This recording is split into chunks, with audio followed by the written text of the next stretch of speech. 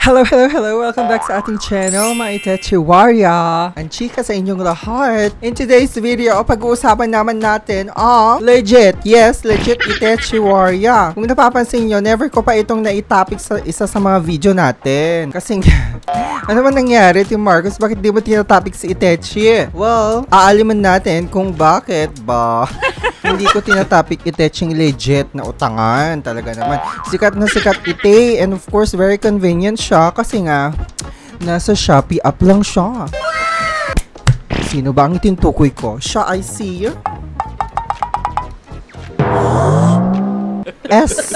Pay later.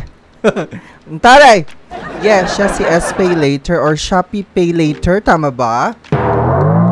Yes, meron din ako Akira ng ganyan. Ito naman. So before we proceed sa ating video na Itechiwa, don't forget to subscribe to our channel. Click that notification bell para every time na magkakaroon tayo ng mga ganitechiwang mga video reviews, kayo ang unang maaambulan. Blessings! Magpapag-giveaway na naman tayo. Yes, magpapag-giveaway ako ng 500 peso GCash at makre-credit ito sa winner sa 25. Kaya kung ako sa'yo, i-click mo yung notification bell and the subscribe button. And of course, you have to follow my FB page, Team Marcos, and TikTok account for a chance to win 500 GCash giveaway. Walang kahirap-hirap, Mima. All you have to do is to share. I-share mo lang itong video na ite. Mag-comment ka kung anong masasabi mo sa Pay later na Itechiwaria. At kung sino ang pinakamagandang alindog na comment ay mananalo ng 500 peso GCash giveaway.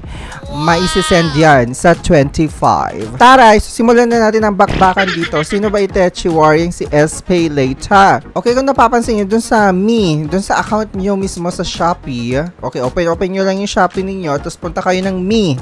Okay, dun sa baba. Makita nyo yung parang icon dyan na tao-tao. And then you will see there, under siya ng My Wallet, nandyan si Pay later. O, diba? Antara, hindi lang kayo yung may Pay later. Ako din, ano ba? Matagal na ako may Pay later. For you to be able to check if you're eligible, pwede mo rin siya i-check sa financial products. Nasa finance siya. I-click mo lang yung Pay later. Pero as you can see, napapansin nyo, naka-frozen, tita, ang status ng aking Pay later. Alamin natin kung bakit. Okay, so your account is locked due to security issues daw. May ganan. Check natin. Okay, so ang aking Pay later, meron ako currently available 1,800 available credit limit. O gamit na gamit ko Itechiwaria noon. Okay, ano bang nangyari, Team Marcos? Bakit hindi mo na itatopic? So ganito nga ang chika boom boom. So ang nangyari kasi jumutang. Charot. Bumulong talaga. Jumutang-jutang Akira at nag-activate ako ng Pay later noong 2022 if I'm not mistaken. 2022 or 2023. So parang ito yung ginagamit ko as payment method sa mga pa-shopping galore sa Shopee. Kung anek-anek na lang ang binibili sa Shopee.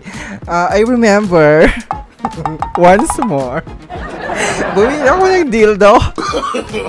No. Yes. Bumili ako ng dildo dito. Gamit yata ang aking Pay later. Ano ba? Ano ginawa ko sa dildo? Hindi, bumili talaga ako meron. Okay, yung clear siya na dildo na maliit na gano'n. Okay, ganito yung tsura niya. Okay, so available credit limits ko is 1,800.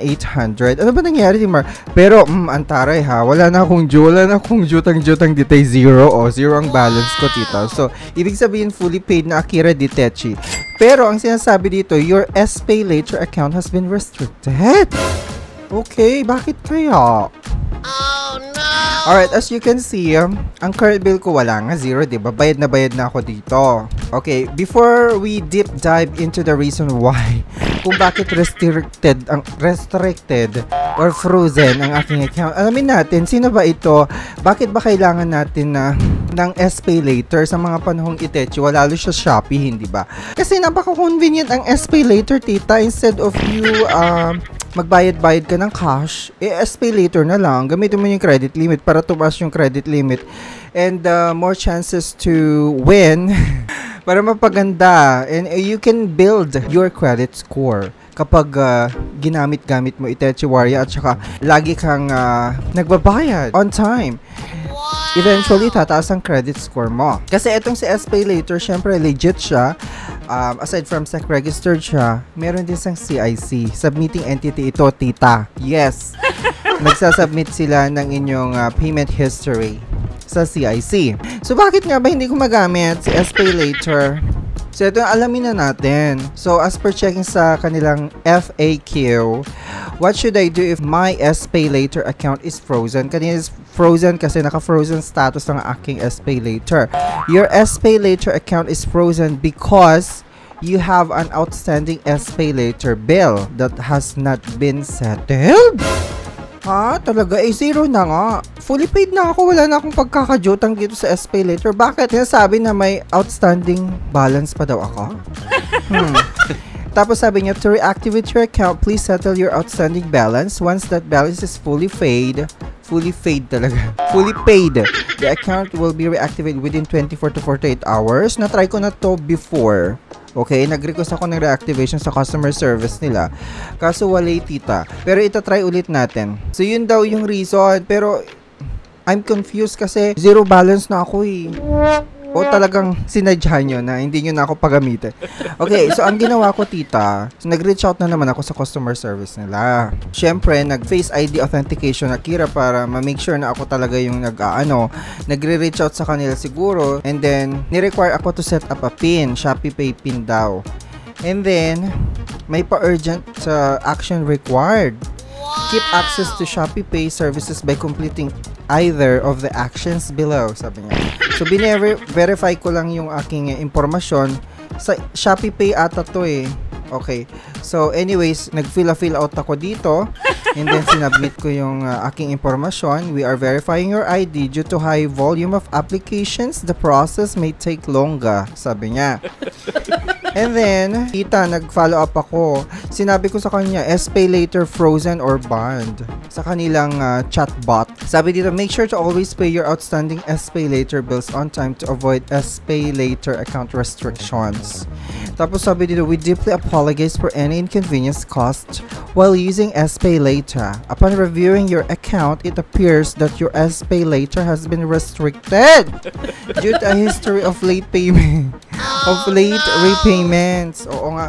So, ang nangyari mga tita, may mga overdue kasi ako. Siguro, nag-overdue ako 2 buwan. Hindi ko nabayaran on time. So, ito yung nasaklap, tita. Kasi ng mga panahong, di ba tapal-tapal ang ginagawa ko sa mga ola. So, talagang nangarag ako ng very light. Pero, di ba, binayaran ko naman eventually. Siguro, mga late na. Siguro, after 2 months na. Pero, bayad naman na ako dito. So, lesson learned talaga ito. Diba? Sabi niya, don't worry, you can request another review of your account. Please click the check my SPayLater account button below to escalate your request. So, nag-escalate nga ako. So, click ko yan and then may chuk-chak sa akin dito yung SPayLater account check, sabi niya. Okay, when you sign up through this form, we will collect and process your personal information for the purposes of processing your concern. Sabi niya ganun. Tapos nag-agree ako and then syempre kinonfirm ko yung aking Shopee user ID and email. And then yun, nasubmit na successfully yung form para ma-check nga daw. Baka bibigyan pa tayo ng chance, hindi pa. So, alamin naman natin ngayon yung processing fee ng SPayLater. So, if I'm not mistaken, mababa lang talagang processing fee. Kaya maganda siyang gamitin for online shopping sa Shopee because the processing fee is 0 to 2% per transaction amount and is to be paid in installments. O tita, di ba hindi siya yung isang bagsakan? So, installment talaga siya, pati processing fee. How do I pay the late fee? So, may late fee nga siya. So, yung penalty for late payments is 2.5% to 5% monthly. So, mabigat siya ha.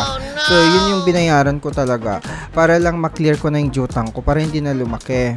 And it is applied to the outstanding loan amount and interest. Okay, so magkano ba yung interest niya per month? So, ang interest niya tita is ranges from 1 to 5% for all items purchased through SPayLater. Imagine, ang baba ng monthly interest ng SPayLater. Kaya siguro, madaming gumagamit at saka gustong-gusto nila tong SPayLater. It's just that ako, Sayang kasi nga.